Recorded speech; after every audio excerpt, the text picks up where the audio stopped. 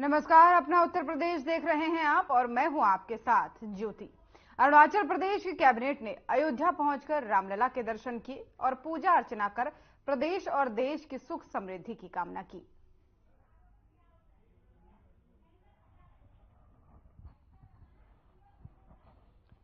तो अयोध्या से आपको खबर बता रहे हैं, जहां पर अब रामलला की प्राण प्रतिष्ठा के बाद से देश भर से लोग दर्शन के लिए आ रहे हैं और इसी कड़ी में अरुणाचल प्रदेश की कैबिनेट ने भी रामलला के दर्शन किए और इस दौरान उन्होंने पूजा अर्चना वहां पर की, साथ ही देश और प्रदेश की सुख समृद्धि की कामना भी की।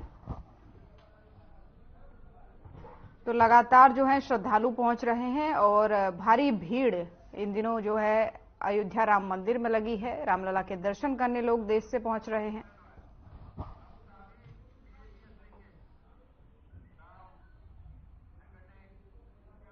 वैश्विक हिंदू नेता महंत स्वामी महाराज बीएपीएस हिंदू मंदिर के ऐतिहासिक उद्घाटन के लिए राज्य अतिथि के रूप में अबू धाबी पहुंचे।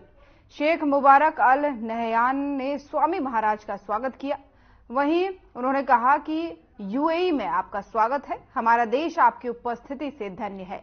हम आपकी दयालुता से प्रभावित हैं और हम आपकी प्रार्थनाओं को महसूस करते हैं। बीएपीएस हिंदू मंदिर मध्य पूर्व के में जो है वो पहला पारंपरिक हिंदू पत्थर मंदिर बन जाएगा। वहीं आपको बता दें कि अबू मुरीखाह जिले में स्थित ये शानदार संरचना भारत और संयुक्त अरब अमीरात के बीच स्थायी दोस्ती का प्रमाण है, जो सांस्कृतिक सद्भाव और सहयोग की भावना का प्रतीक है।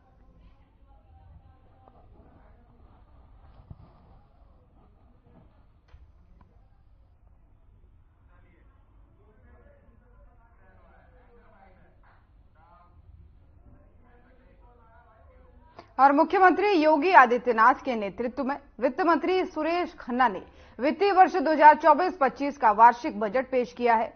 वहीं विधानसभा में पेश किया हुआ बजट प्रदेश के इतिहास में अब तक का सबसे बड़ा बजट रहा।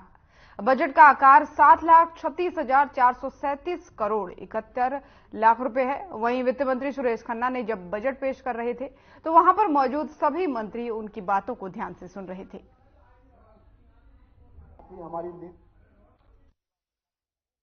गरीबों के उत्थान को समर्पित है। ये तथ्य सभी को ज्ञात है कि हमारे तेजस्वी मुख्यमंत्री माननीय योगी आदित्यनाथ जी के कुशल नेतृत्व में प्रदेश में कानून व्यवस्था में अभूतपूर्व सुधार हुआ है। इसके साथ ही अवस्थापना और कनेक्टिविटी में उल्लेखनीय सुधार एवं विस्तार के फलस्वरूप वर्ष 2023 में संपन्न ग्लोबल इन्वेस्टर्स समिट के माध्यम से 40 लाख करोड़ रुपए के से अधिक के निवेश प्रस्ताव प्राप्त हुए हैं, जिनसे 1.10 करोड़ लोगों को रोजगार मिलेगा। प्रदेश में संगठित अपराध का सफाया हो चुका है और औद्योगिक क्षेत्र तीव्र गति से आगे बढ़ रहा है। प्रदेश में एमएसएमई की 96 लाख इकाइयां हैं। आज प्रदेश के उद्यमियों द्वारा लगभग 2 लाख करोड़ रुपए का निर्यात किया जा रहा है। ईज ऑफ डूइंग बिजनेस की रैंकिंग में प्रदेश पहले 14वें स्थान पर हुआ करता था, आज देश के दूसरे स्थान पर है। आज उत्तर प्रदेश भारत का अग्रणी विकासशील प्रदेश बन चुका है। हमारी सरकार अब तक लगभग 6 करोड़ व्यक्तियों को गरीबी से बाहर निकालने में सफल रही है। आज प्रदेश में बेरोजगारी दर केवल 2.4% रह गई है। प्रदेश सरकार द्वारा सेमीकंडक्टर नीति को मंजूरी दी गई है। ये नीति प्रदेश में सेमीकंडक्टर इकाइयों की स्थापना एवं विकास का मार्ग प्रशस्त करेगी, जिससे देश और विदेश से प्रदेश में बड़े पैमाने पर निवेश प्राप्त होगा। ऐसी नीति लाने वाला उत्तर प्रदेश देश का चौथा राज्य बन गया है। लखनऊ में दिल्ली की तर्ज पर एरो सिटी विकसित किए जाने की योजना है, जो लगभग 1500 एकड़ में विकसित की जाएगी। इससे 7 सितारा होटल, पार्क, विश्व स्तरीय कन्वेंशन सेंटर जैसी सुविधाएं उपलब्ध होगी। प्रदेश सरकार द्वारा हीरो फ्यूचर एनर्जीज के साथ 4000 करोड़ रुपए के निवेश का एमओयू हस्ताक्षरित किया गया है, जिसके अंतर्गत संस्था द्वारा प्रदेश में नवीकरणीय ऊर्जा एवं क्लीन टेक्नोलॉजी परियोजना में निवेश किया जाएगा।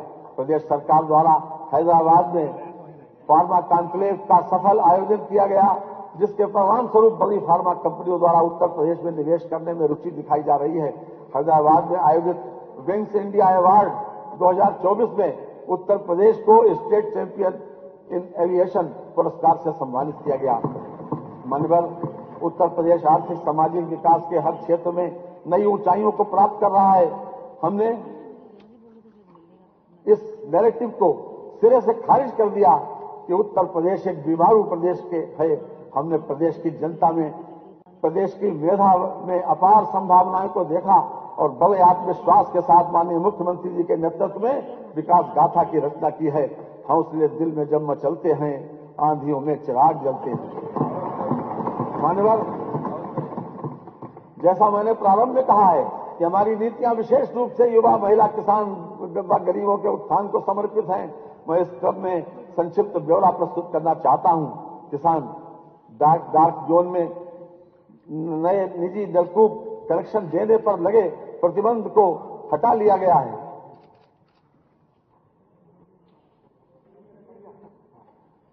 हमारी सरकार अब तक प्रदेश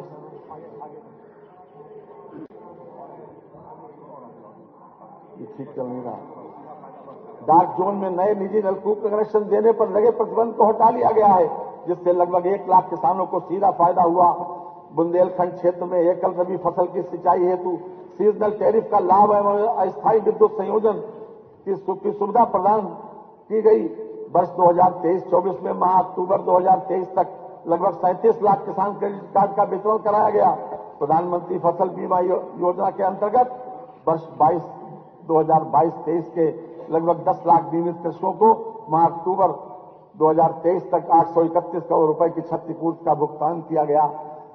प्रधानमंत्री किसान सम्मान निधि योजना के अंतर्गत दिसंबर 2023 तक लगभग 63,000 करोड़ रुपए की धनराशि डीबीटी के माध्यम से 2 करोड़ 62 लाख कृषकों के खातों में हस्तांतरित की गई। प्रधानमंत्री किसान मान धन योजना के अंतर्गत प्रदेश के लघु एवं सीमांत कृषकों को 60 वर्ष की आयु प्राप्त करने पर पुरुष एवं महिला दोनों के लिए 3,000 रुपए की सुनिश्चित मासिक पेंशन प्रदान की जा रही है। वर्तमान सरकार द्वारा वर्ष 2017 से 29 जनवरी 2024 तक लगभग 46 लाख टन गन्ना किसानों को 2,33,793 करोड़ रुपए से अधिक का रिकॉर्ड गन्ना भुगतान कराया गया। ये गन्ना मूल्य भुगतान इसके पूर्व के 22 वर्षों के सम्मिलित गन्ना मूल्य भुगतान 2,01,519 करोड़ रुपए से भी 20,274 करोड़ रुपए अधिक है। पेराई सत्र 2023-24 के लिए गन्ने की अगौती प्रजाति का मूल्य 350 रुपए से बढ़ाकर 370 रुपए, सामान्य प्रजाति का 340 रुपए से बढ़ाकर 360 रुपए तथा अनुपयुक्त प्रजाति का मूल्य 335 रुपए से बढ़ाकर 355 रुपए कर दिया गया है। महिला एवं बाल विकास निराश्रित महिला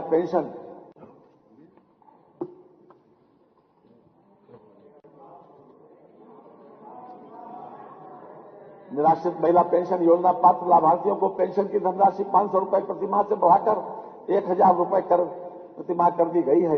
योजना में 2023-24 में प्रति तृतीय तिमाही तक 31,28,000 निराश्रित महिलाओं को लाभान्वित किया गया।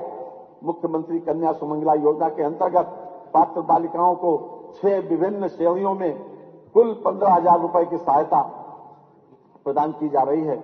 वित्तीय वर्ष 2019-20 से 2023-24 तक 17.82 लाख लाभार्थियों को इस योजना से लाभान्वित किया जा चुका है।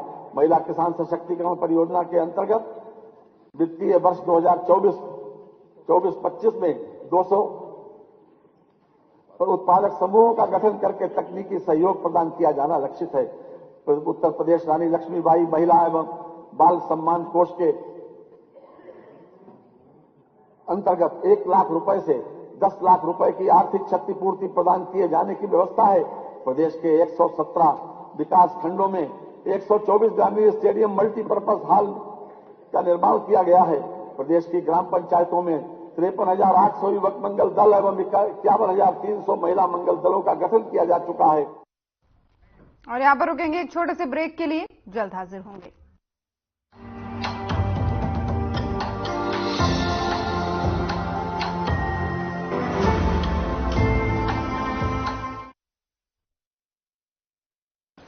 Best channel hit Shri Brijmohan Singh, Sadhna news. Best channel है श्री ब्रिजमोहन सिंह, साधना न्यूज। ये पीछे बैठे लोगों से मेरी खास तवज्जो मैं उनकी चाहूंगी कि प्लीज आप लोग तालियां जरूर बजाएं प्लीज। यहाँ पे आने वाले सभी लोगों की हौसला अफजाई होती है आपकी तालियों से।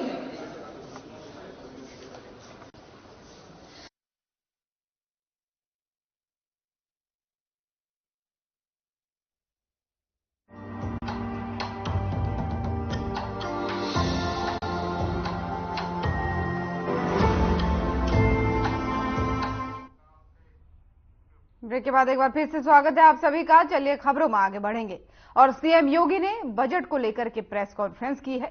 सीएम योगी ने इस दौरान क्या कुछ कहा है, सुनिए। मित्रों, 2024-25 के देश की सबसे बड़ी आबादी के राज्य उत्तर प्रदेश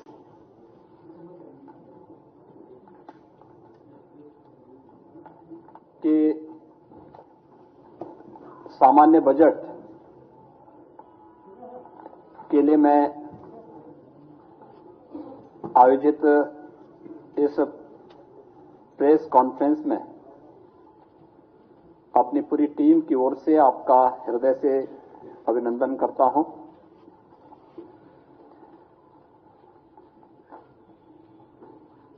मेरे वरिष्ठ सहयोगी वित्त और संसदीय कार्य मंत्री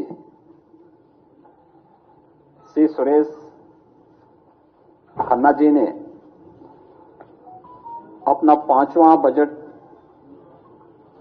आज उत्तर प्रदेश विधानसभा में प्रस्तुत किया। जैसा कि आप सब जानते हैं कि हमारी सरकार का ये 7वां बजट है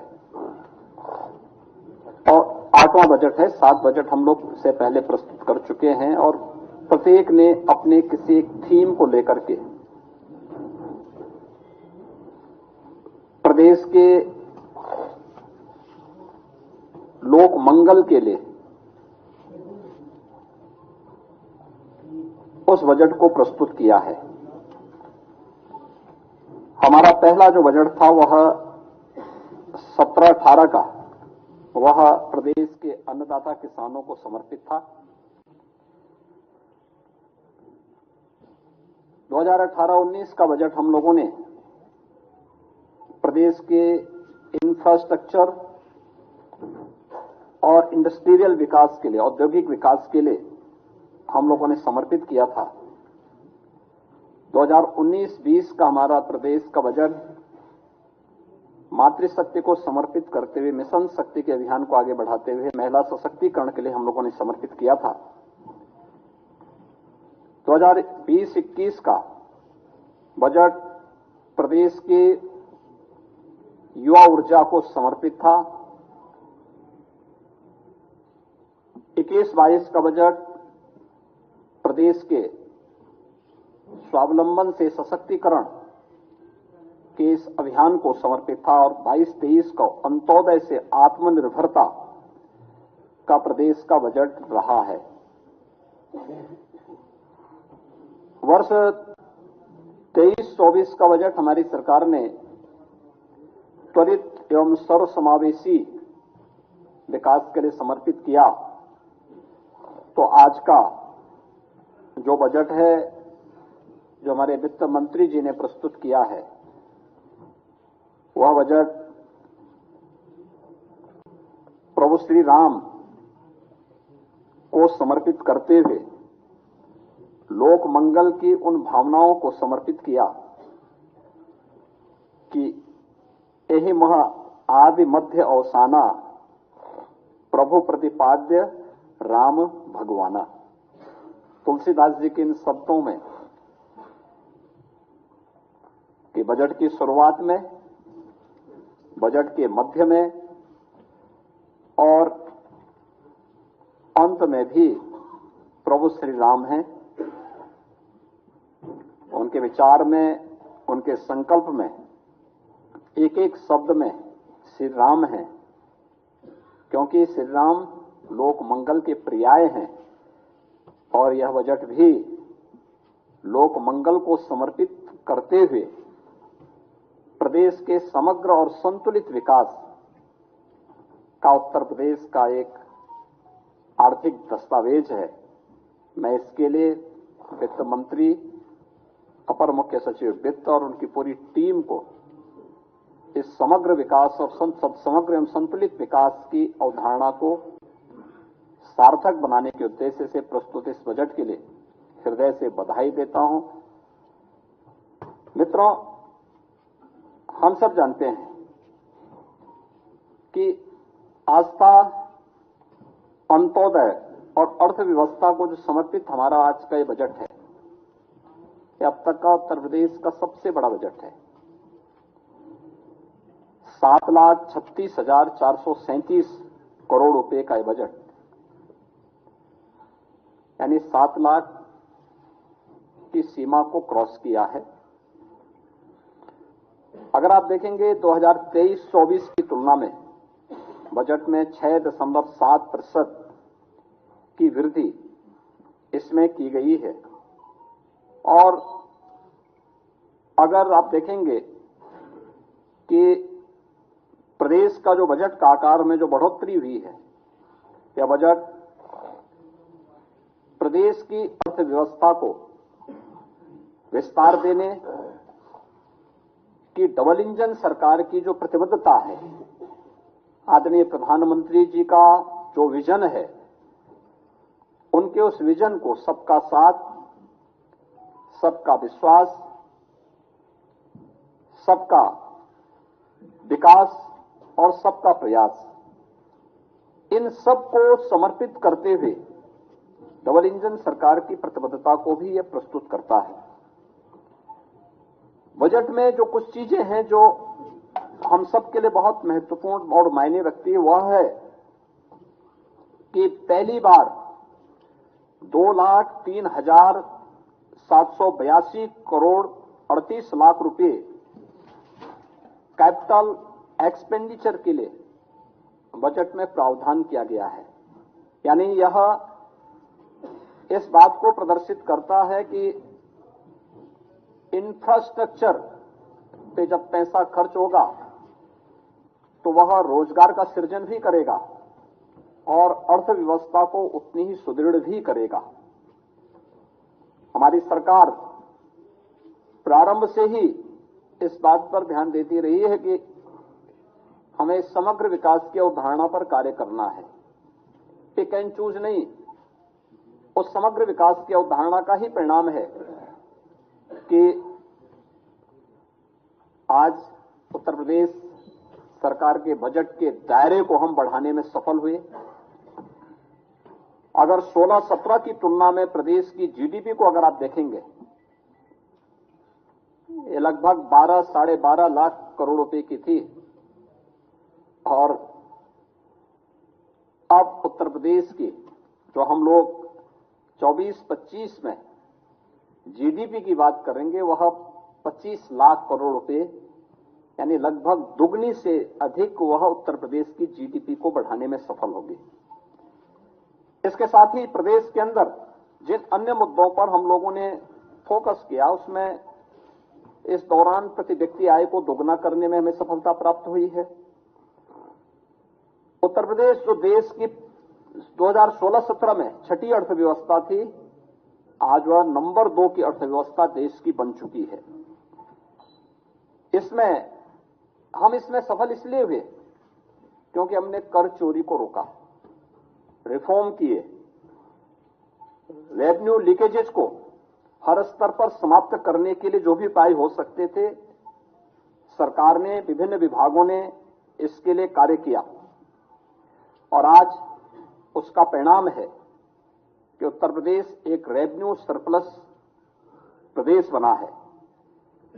प्रदेश में पिछले 7 वर्ष में राजस्व में हमने कई गुना वृद्धि की है, बिना कोई अतिरिक्त कर लगाए हुए, यानी कॉमन मैन को टच किए बगैर, उन्हें लोक कल्याणकारी योजनाओं के साथ जोड़ते हुए हम प्रदेश को रेवेन्यू सरप्लस स्टेट बनाने में सफल हुए हैं और बजट की सबसे बड़ी खासियत यह है कि भारत सरकार के द्वारा रिजर्व बैंक के द्वारा जो निर्धारित राजकोषीय घाटा एफआरबीएम की लिमिट है 3.5, हमारा यह बजट उस सीमा के अंदर 3.46% तक हमारा यह राजकोषीय घाटे को नियंत्रित करने और एक सफलता की उन ऊंचाइयों को प्रस्तुत करता है जो हमारी इस बात को प्रस्तुत करता है कि सरकार का जो विजन था कि सुरक्षा, विकास और सुशासन, और बजट में है राजकोषीय अनुशासन। राजकोषीय अनुशासन के लिए भी यानी हमने विकास भी किया है, सुरक्षा भी दी है, सुशासन के लक्ष्यों को भी प्राप्त किया है, लेकिन साथ साथ अपने बजट को राजकोषीय संतुलन को बनाए रखने के लिए, उस अनुशासन को बनाए रखने के लिए भी पूरी प्रतिबद्धता और ईमानदारी के साथ काम किया है और वह आपको इस बजट में भी देखने को मिल रहा होगा। प्रदेश में हम लोगों ने पिछले 7 वर्ष में बेरोजगारी की दर को नियंत्रित करने में भी सफलता प्राप्त की है। जब 16-17 में प्रदेश के अंदर अनएम्प्लॉयमेंट रेट 19.2% से ऊपर था, 19.2% से अधिक था, आज ये घट करके 2.4% के आसपास है। यानी हम उसको नियंत्रित करने में हमें सफलता प्राप्त की है। हमने रोजगार के नए अवसर सृजित किए हैं, प्रदेश में औद्योगिक निवेश के नए वातावरण का सृजन किया है, एमएसएमई यूनिट्स को पुनर्जीवित किया है, एक जनपद एक उत्पाद और विश्वकर्मा श्रम सम्मान जैसी योजनाओं ने उत्तर प्रदेश को राष्ट्रीय फलक पर एक नई पहचान भी दिलाई है। और उत्तर प्रदेश में जो बैंकों के साथ ऋण जमा अनुपात सीडी रेशो जो यूपी का था, जो 44% था, आज वह बढ़कर के 57% से अधिक हो चुका है। ये चीजें दिखाती हैं कि उत्तर प्रदेश इस दिशा में बेहतर कार्य कर रहा है। प्रदेश में गरीब कल्याण, महिला सशक्तिकरण, युवाओं के उज्जवल भविष्य और अन्नदाता किसानों की समृद्धि पर हम लोगों ने निरंतर फोकस किया है। ये सभी सेक्टर हैं जिन पर लगातार हम लोग कार्य कर रहे हैं और इस बजट में कुछ चीजें जो बहुत महत्वपूर्ण हैं उनमें से कि 24,863 करोड़ 57 लाख रुपए की नई परियोजनाएं भी हम आज इसके साथ जो इस बजट के साथ जोड़ रहे हैं। युवाओं के लिए मुख्यमंत्री युवा उद्यमी विकास अभियान एक नई योजना हम प्रारंभ करने जा रहे हैं। इसमें अपने प्रदेश के युवाओं को स्वरोजगार से जोड़ने के लिए, नए सूक्ष्म उद्यमों की स्थापना के लिए, ग्रामीण और शहरी क्षेत्र में रोजगार सृजित करने के उद्देश्य से एक नई पहल की जा रही है, जिसमें ब्याज मुक्त ऋण की सुविधा उन नए उद्यमियों को प्रदेश के अंदर सरकार उपलब्ध करवाएगी। ये सीमा हम 5 लाख रुपए तक की ब्याज यानी 5 लाख रुपए तक की पूंजी पर करने जा रहे हैं। उसमें ब्याज मुक्त ऋण हम उन्हें उपलब्ध करवाने की व्यवस्था करने जा रहे हैं। दूसरा, प्रदेश में रोजगार प्रोत्साहन कोष के गठन की कार्रवाई, जिसमें ट्रेनिंग, इंटर्नशिप और अप्रेंटिसशिप की स्कीम को वित्त पोषण की कार्रवाई के साथ हम इसके साथ जोड़ेंगे। राष्ट्रीय फैशन टेक्नोलॉजी संस्थान की स्थापना यह वाराणसी में करने और 2 मेगा राजकीय आईटीआई की स्थापना और 69 आईटीआई के उन्नयन का प्रस्ताव भी हम लोगों ने इसके साथ जोड़ा है। Sports science and injury centre की स्थापना की कार्रवाई भी प्रदेश में है। वरिष्ठ नागरिक कल्याण कोष की स्थापना और आंगनबाड़ी के उन्नयन की, जो लगभग 22,000 से अधिक आंगनबाड़ी हैं, आंगनबाड़ी केंद्र, मिनी आंगनबाड़ी केंद्र हैं, उनको मुख्य आंगनबाड़ी केंद्र के रूप में अपग्रेड करने की कार्रवाई को हमने आगे बढ़ाया है। प्रदेश में बुंदेलखंड औद्योगिक विकास प्राधिकरण के गठन की कार्रवाई को युद्ध स्तर पर आगे बढ़ाने के लिए भी प्रावधान किया गया है, जो लगभग 46 वर्ष के बाद प्रदेश के अंदर पहला ऐसा नया औद्योगिक शहर बनेगा, जो कानपुर और झांसी के बीच में हम लोगों ने प्रस्तावित किया है। फॉर्च्यून 500 कंपनियों के लिए एफडीआई पॉलिसी के क्रियान्वयन हेतु भी हमने धनराशि की व्यवस्था की है। आगरा लखनऊ एक्सप्रेसवे को पूर्वांचल एक्सप्रेसवे के साथ जोड़ने की। तो सीएम योगी आदित्यनाथ को सुन रहे थे आप। वहीं सिक्योरिटी बियॉन्ड टुमारो में केंद्रीय गृह मंत्री अमित शाह ने संबोधित किया। क्या कुछ उन्होंने इस दौरान कहा है, सुनाते हैं आपको। कई सारे प्लेटफॉर्म बनाकर डिजिटल इंडिया को गति देने का काम भी हुआ है। Bhim UPI, Bharat bill payment, national electronic toll collection system, payment mechanism, रूपी डेबिट कार्ड और open network for digital commerce और डिजिटल पब्लिक इंफ्रास्ट्रक्चर, ये सभी प्लेटफॉर्मों ने डिजिटल इंडिया को गति देने का काम किया है। परंतु आज मैं ये सारे विषय के बहुत डिटेल में जाना नहीं चाहता। अनेक सेमिनार में आप लोगों ने इसको सुना है, परंतु आज मैं भारत की इंटरनल सिक्योरिटी की जरूर बात करना चाहूंगा। एपीसमेंट पॉलिसी के कारण हमारी पूर्ववर्ती सरकारों ने ढेर सारे प्रॉब्लम इस देश में खड़े किए थे, परंतु हमारे इंटरनल सिक्योरिटी को लेकर 3 बड़े हॉटस्पॉट माने जाते थे। एक जम्मू कश्मीर, दूसरा वामपंथी उग्रवाद का क्षेत्र और तीसरा नॉर्थ ईस्ट का क्षेत्र। ये तीनों जगहों पर कई सारी गलत पॉलिसियों के कारण कई दशकों से हथियारी ग्रुप भी काम कर रहे थे। टेररिज्म अपनी चरम सीमा पर था। वहां ना डेवलपमेंट पहुंच सकता था, ना कनेक्टिविटी पहुंच सकती थी, ना इंफ्रास्ट्रक्चर के ठिकाने थे। एजुकेशन के लिए और हायर एजुकेशन के लिए भी ढेर सारी मशक्कत करनी पड़ती थी। यहां उत्तर प्रदेश की खबरें देख रहे थे आप। खबरों में फिलहाल इतना ही। नमस्कार।